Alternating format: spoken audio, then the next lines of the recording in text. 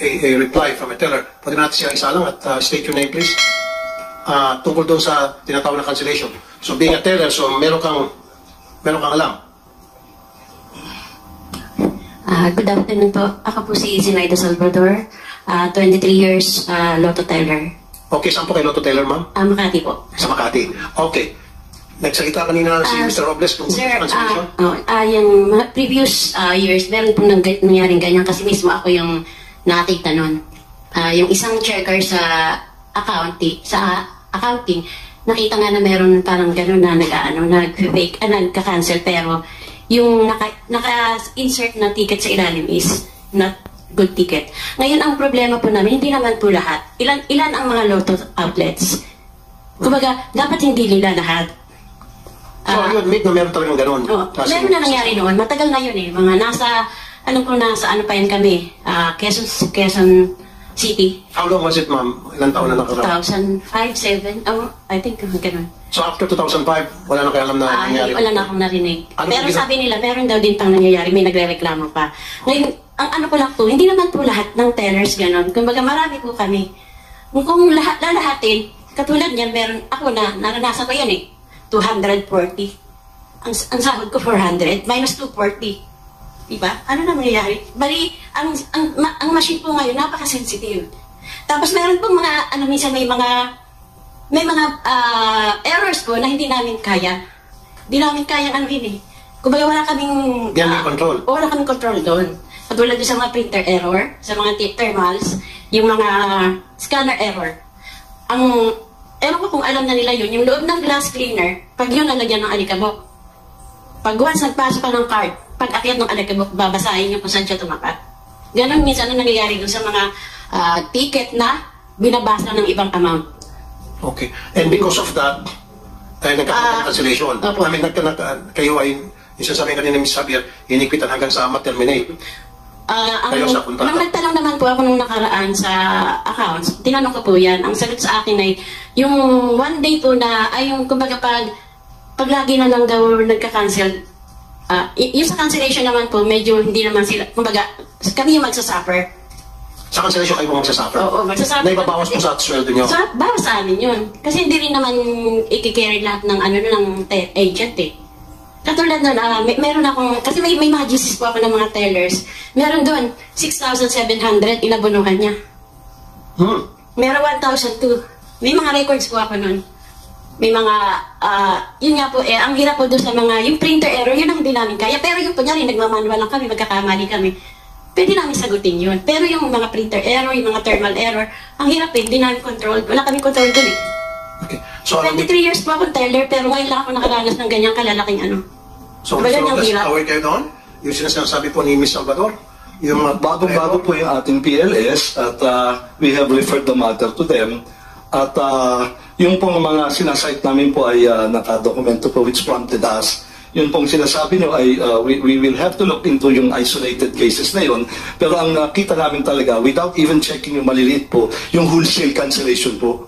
Yung po ang meron po namin nakita. We got the top 10, tapos nangyayari lang po yung cancellation sa 2D and 3D lang po. No, it's available, pero yung pong tinignan namin, ang majority po lang, nakita nyo 6 digits hindi nagkakamali. Meron po yun yung tinignan namin, bakit ka nagkakamali sa 2D and 3D? Sa 6D hindi ka nagkakamali.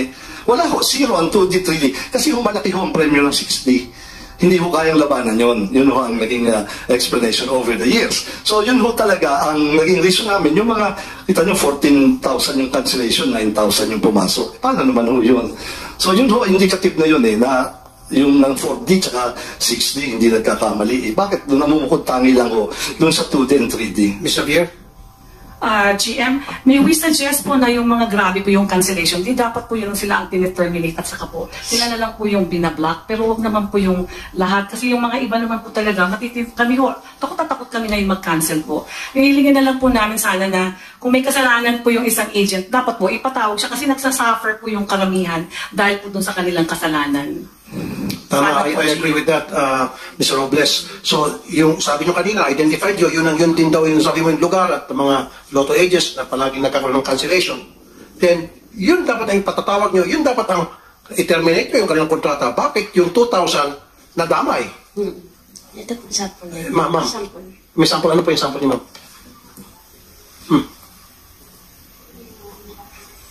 Ano po ito, ma'am? Tapos po yan ng mga tickets na hindi namin makancel kasi nga dahil nga po sa yung walang cancellation, ang problema po dyan sa scanner. Scanner. Okay, hindi ko maintindihan ito. Alam mo, Ang taya, sa 310, ang taya lang dyan is 10 pesos, nagiging siyang 310. Binabasa po wala naman siya nakaguhit, pero binabasa yung 300. Ganun po. So- Ito po naman yung sa scanner. so scanner ang may Ito. problema. So, kunya ang taya mo is, magkano ulit ang taya? Ang taya ay 10 pesos lang. 10 pesos. Dalawang 10 yan, yung isa naging 300. Okay, dalawang 10. Opo. Hindi, 210 yung isa. Opo. Ay, bali, po, parang may binasa siyang isang 300, isang 200. Ito naman po yung sa printer error. Ay, sa thermal error. Mga Printer error dito kababayan, kasama ng thermal. patuloy po tayo maging matatag. Okay. Ayaw tanggapin ng customer kasi punit. ng isang Pero bansang good ticket mga naman bata sana siya. At mga bata Kaso lang punit, hindi tinatanggap ng customer. Bakit na po punit? Sa thermal po. Sa thermal. Yung mga thermal po Kahit na siguro ako manalaya, pag nakita ko po, huwag tanggapin yan. Baka mamaya, pag nanalo yung ticket ko, mababahin-bali. So, again, maging cancellation yan. Thank you, Vice President and Secretary. Kain nyo na yun. Your insights have reminded Yun ba us legit na that cancellation? stakeholders of education So, maraming dahilan. Yung sinasabi niyo po, naintindihan ko kayo, Mr. Robles, may mga gusto lumapit, gusto labanan, nagigirila kung tawagin, against PCSO. Okay, legit yun. Dapat yun ang parusahan. Huwag yung mga talagang honest to goodness na pagkakamali. Na hindi nila beyond their control. Tulad nun yung... Tsaka po yung, kumbaga bigla kasing nagkaroon ng cancellation, wala man lang leeway na pwede kami tumawag. Kunyari may cancel kaming malaki, pwede sana namin itawag sa hotline. Kahit pagtawag sa hotline, wala. Makorek. Wala. Okay. Ayun, binigyan sana silang leeway o pagkakataon na para maayos yung problema tungkol sa cancellation. Kasi ang nangyari, kapag wala ng lunas right there and then, sila ang umabono. Tama ba? Kami po. Kayo umabono. Tulad nito, may problema yung printer, may pagbasa ng printer. Cancellation yun. Sila nag-abono. Siyempre, sabihin ng mananaya, hindi naman yan tinaya ko, bakit nyo ako bigyan ng ganong ticket na mali? Of course. Cancel na yun. Kasi sabihin ng tao, hindi ko na ituloy yung laro ko. Abono sila. So, yan dapat ang i-correct ninyo, hindi yung i-correct by way of terminating their contracts. Ay, hindi po termination yun po. Ang ginawa namin, ni-stop po muna namin yung reimbursements. Cancellation process namin. Kasi na yun with a large volume po, kung 500 to 600,000 a day po, very telling po yung kasi po. Pero you're right, we will, in fact, yung mga legitimate concerns like oversensitivity, we forwarded it already. I know. Yung sinasabi kanina, masyado kayo nag-iigpit until such time na ginawa niyong rason, yung paghihigpit, na hanggang sa ma-terminate sila, di ba? Miss Pauline, sinasabi niyo, sinabi yan. Mr. Chair, hindi po. We cannot coexist without the traditional dahil marami pa rin po talagang nasa traditional. In fact, iba po ang market ng traditional. Iba rin po yung nag-online. I understand. Kaya nga po, sir, if I may, there is always a different market for the online kahit po sa ibang bansa. The traditional, the over-the-counter po is always there. Kasi po ang nature po ng mana natin is very superstitious po yan. Suki-suki po yan. So we understand that, but we will seriously look at the problems po ng mga legitimate cancellation. Yan po, I will promise you po, after this we will have to sit down on that. Maybe we put a cap on saan ang pwedeng... And then if you were to ask me, Mr. Chair, yung mga cancellation na beyond their control na may problema ay PCSO, dapat ma-refund, ma-reimburse yung mga nag-abono. Ibalik yung mga pera nila. Kasi karamihan sa mga teller ay nag-abono. Kasi hindi naman nila kasalanan eh. Bakit hindi? Mr. Chairman, sino ang provider ng system sa Lotto outlets? Ito sa joint venture po. Ano pong pangalan? It's a Pinoy Lotto So yung joint venture. yung physical Lotto outlets, yung sinasabi nila na may printer, magbibigay ng thermal paper, ang provider niyan is Pinoy Lotto. So dapat ila-assess din ninyo siya anong performance ng kanyang system kung punit ang thermal paper, yung dust ay nag-accumulate, nasisira yung pagbasa ng mga QR code o whatever, mga 10 pesos, 300 pesos ang lumalabas, software problem yun. Is that your responsibility as PCSO or as a provider's responsibility? Well, yung papers po, if that is effective, then we are to blame. Pero again, kung hindi naman po yun ang reason, we have to look into it if it's really the paper. Kasi sabi ko nga sa inyo, hindi naman po across the board yung nakita namin eh. Very specific areas po eh. alam ko yung meaning nyo, Mr. Robles, nang nakita ninyo. Siguro you looked at your computerized systems, yung online ninyo. Pero ito yung reklamo hindi nyo makikita eh. Yung punit yung papel, mali ang pagka-print. Una sa lahat, di na nila rin-report eh. Hindi nyo nakita yan sa main office ninyo. Imposible na. Pero now, nalaman nila na, alam na ninyo na marami palang nagtitiis na lang, ina-absorb na lang yung loss kasi there is no effective reportorial system. You must put one in place. Require it from that provider, Pinoy Lotto. Pinoy Lotto? Dapat galingan ni Pinoy Lotto. Tapos dapat may feature naman ng immediate cancellation. That should be a feature. The immediate one, yung pagka-place ng bet, either hindi nagbayad yung tumaya o whatever, dapat may feature na cancellation of the bet. Software. May reason. Binigyan na reason. Oh, bigyan ng reason. Malagyan ng menu of the reasons. Yes. I mean, hindi pa software Yes. hindi pa software. Paano sa kayo, hindi na mag-abono? Yung mga teller. Pacific Online Systems Corp, you know how to write code, di ba? I mean, kanda Yung Pinoy yung... Pero asking them, kasi online betting din sila eh. That's code. Madali lang yan sa code, right? Yes, Mr. Chairman. Pwede po siyang Yeah, you can give a grace period of 2 minutes. Meron siyang 5 minute na. 5 minutes, grace period. Dati po sa traditional system. Yeah, di ba? I mean, tinatanong lang kita not as but parang someone in the business, di ba? Parang kayang gawin yan, no? It should not be insurmountable, di ba? Yes po, So, 100%. ganun lang siguro, Mr. Chairman, to the PCSO family, itrato yung pamilya din ninyo itong mga outlets natin.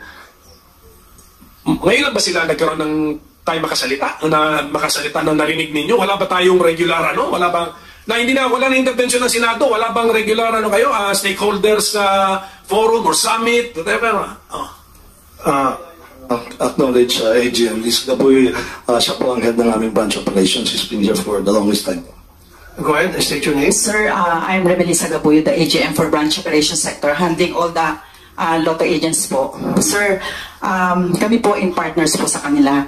Lahat po ng concern nila, last December po, lahat po ng branch managers sa atin, nag-meeting po sa kanila para to address po lahat ng mga concerns nila. Please understand that we are transitioning into a PLS.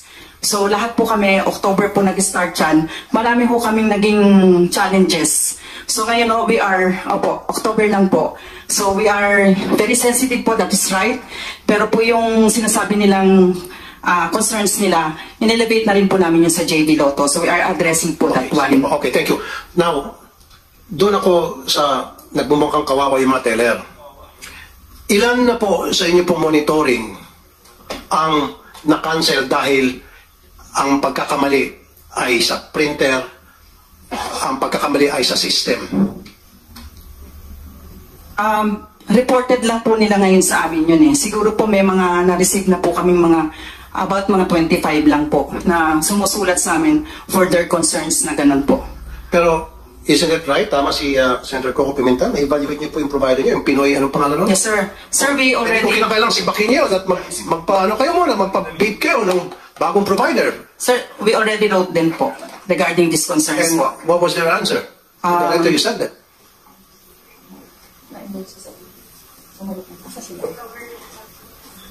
Wala pa po kaming na-receive na po. Kailan kayo sumulat sa kanila? Parang 2 weeks ago po, sir. 2 weeks ago lang. Matagal itong problema to. Ang cancellation nag-start ng... November po nag-start yung cancellations. November 30 po. Okay. Ma'am, regardless kung magkano amount, basta yung na-cancel, yung ticket, dahil sa computer system, kasalanan po ng Pinoy, pangalan niya ulit? Pinoy Lotto po. JV Pinoy Lotto. Pinoy Lotto, at kasalanan po ng PCSO, gusto ko po ma-refund. Basta't valid, pag may mga kopya sila ng mga ticket, pinakita sa inyo, i-refund. Wala na pong cheche-bureche. Gusto ko po ma-refund. Magkano ang sweldo ng mga teller? Below minimum, kung minsan wala pa sa minimum. Pagkatapos, dudugasan pa. I-refund. Hindi ako papayag. 400 pesos na rin, tapos mag-abono siya 500. Di ba? Refund po. Hindi ako papayag. Lahat ng mga teller na nag-abono dahil sa kasalanan ng Pinoy Lotto, magpakita kayo ng ebidensya at kailangan i-refund. It doesn't matter kung yung Pinoy Lotto mag-refund o yung PCSO. Sige po, we will take that in consideration. Lalo na po, valid talaga. Kaya nga po, sinulatan namin, we have to check kung totoo yung oversensitive kasi maaari nga naman po talaga. Sir, So, pakita we will just allow us po to do the processing lang po kasi maa-abuse din po. Ganyan po yung nangyari nung nakaraan po. I understand, of course, sir. Pero kaya sabi ko nga, magpakita lang sila ng ebidensya na yung cancellation ay pagkakamali ng Pinoy Lotto at ng PCSO na walang kinalaman sila. Opo, we will determine that po. We will determine that po. Once determined, kailangan i-refund sila, yung mga teller. Kasi sila po yung tinatamaan, sila po yung nag-abono. Yung po yung point ko rito. Nagkakaintindihan po ba tayo? Okay? So, Ms. Salvador, okay sa inyo? Itong soli ko na pong ticket nyo? Okay, resibo niyo po ito para maka-refund po kayo. Sign niyo po yun, ilang hundred yan. Kasi yung iba, sir, naitapon na. Wala na. Naitapon Walang problema. Wala na kami po. Wala na, paano yun? Wala bang way na malaman yun, Mr. Robles? Sa computer? Oh. Sige po, ipakita natin yung sa PCSO later para makita. Nagbigay pa ako ng letter sa kanila nung pag-start ng cancellation. Kailan po? November, I think it is November. Monday yun eh. Tuesday. Monday? Nagpasa na ako ng letter. Noong November? November 13 siya nag-start. Hapon nagpasa ako ng letter sa kanila. Okay, sige, May November mga pictures 13. yun. Nakatanggap kayo ng reply doon sa letter nyo? Wala po. Nagpa-follow up lang po ako. Tapos, ipinasa ako sa gaming department kay... Forgot the name. Okay. So, in short, nagkaroon ba ng resulta yung pagpapalok niyo po? Wala pa po hanggang ngayon? Bali, ano daw po, for, ang tawag doon, yung parang for discussion pa. For discussion. O, ayan po. Nag-follow pa ako kay Mr. Randy. November 13 hanggang ngayon, November, December, January, 2 months na, wala pa rin siyang nakukuhang kasagutan doon sa kanyang problema. At pinagpapasapasahan siya parang bola. Yes, ma'am. Your Honor, nakipag-meeting po ako sa kanila, if you remember po. Ma'am, yung meeting po natin regarding po doon sa nawala ng machine. Hindi po, marami po yun. Kasama po yung ano. Kasama din po. Meron tayong minutes niyan, ma'am. Yes, ma'am. Continuous po na nakikipag-usap po kami sa inyo. Lagi po yan. Our office is always open po sa inyo. Lagi po yan. Meron po tayong mga minutes of the meeting po yan. Bali, ang meeting po natin noong December 21. Opo. Regarding po doon sa mga nawala ng machine. Tapos, sinama ko na rin yung sa cancellation at saka yung mga Yes po, Lotto pati sa hours. thermal rolls. Opo. Pero no more, hindi na ulit ako nag-ano ng letter sa inyo. Opo. Yun lang po. Pero once in a while, nagpupunta ako sa PCSO para ma-clear ko lahat yung mga rumors na lumalabas sa mga FB page. Yes po. Unless kung mayroong mga katanungan pa Senator Coco Pimentel sa susunod na hearing natin, for now I'll suspend this, iimbitahan ko po yung mga taga-Office of the Ombudsman para kung natin opinion tungkol dito sa mga violation, clear violations, matter of fact, na ginawa ng PCSO, kung meron pang mga kasuhan dito sa graft and corrupt practices. So, mas maganda magsalita yung Office of the Ombudsman. Yes, Senator Coco. Okay, kanina Mr. Chairman, na-establish natin na sabi ng PCSO may kapangyarihan sila to use a certain fund to augment the price, the jackpot.